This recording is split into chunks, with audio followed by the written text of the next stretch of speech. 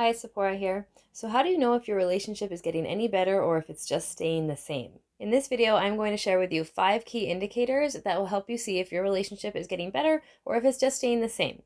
Especially if your relationship has patterns of unhealthy and harmful behaviors coming from unresolved trauma or things like borderline personality disorder and narcissistic personality types. Sometimes it can seem like things are getting better, or you're holding on for the future when you hope it'll get better, when really, in fact, things are just staying the same. And it is not good self-care to stay in a relationship that is dysfunctional, unhealthy, and even harmful if it is not actively getting better, and that there isn't an effort being made by both people to heal, move forward, and improve. So number 1 is redoing conversations and having conflict resolution.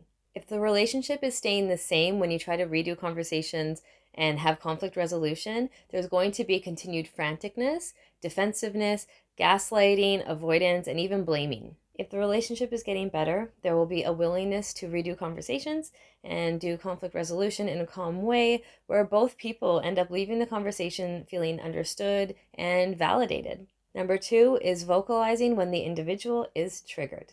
If the relationship is staying the same, there will continue to be no announcement of the trigger, and instead they'll be acting on the trigger as if it is real in the moment. And the other person doesn't know what's going on, which leaves them feeling confused, anxious, and even hurt from the other person's trauma trigger and the behavior. If the relationship is getting better, the person will vocalize their own trigger, which means they're owning it and not treating it as if it's real and live with you in the moment. Also, a trigger plan can be implemented so that both people know how to handle it in a healthy way. We did make a short course on how to make this trigger plan, as well as I made a video on space and how important it is to take space during a trigger, so you can find those links in the description. Number 3, seeing and acknowledging positive intent in each other. If the relationship is staying the same, there will be continued negative assumptions, skepticism, fault finding, blaming, and generally just thinking the other person is bad or out to get them. If the relationship is getting better, it means that each person is seeing the merit and the good intentions of what the other is doing and understand that there is a general goodness and attempt to connect with each other. Now, obviously, the person shouldn't see the other in a positive way when they're experiencing harmful, repeating patterns. This doesn't mean that you're supposed to gaslight yourself or ignore red flags or ignore abusive behaviors. It means just to truly see the good intentions in their behaviors when it is moving forward in a healthy way. There's a big difference between painting someone as a bad person and actually observing patterns of harmful and conflict behavior.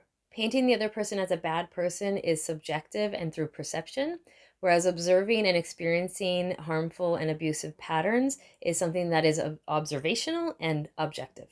Number 4, emotional availability and emotional boundaries. If the relationship is staying the same, there will be a continued dismissal of the other person's emotions and an avoidance to have emotional conversations and understanding and validating the other person's feelings. And there will also be a continued defensiveness and projection where the one person's unpleasant feelings are offloaded onto the other person and even blaming. If the relationship is getting better, there'll be calm listening, practicing of empathy, validating and reflecting in order to understand the person's emotions, and both people will leave the conversation feeling understood and connected. Also, each person will be expressing and feeling their own emotions, not assuming the other person's emotions, and then each will practice their understanding and validating. Number 5 is positive speech. If the relationship is staying the same, there'll be continued negative self-talk, negative other talk, negative statements and comments, pessimism, catastrophizing speech, and many things that are just disconnecting and uncomfortable feeling. If the relationship is getting better, there'll be positive speech, highlighting the positive, voicing gratitude and appreciation, and being pleasant even in unpleasant situations.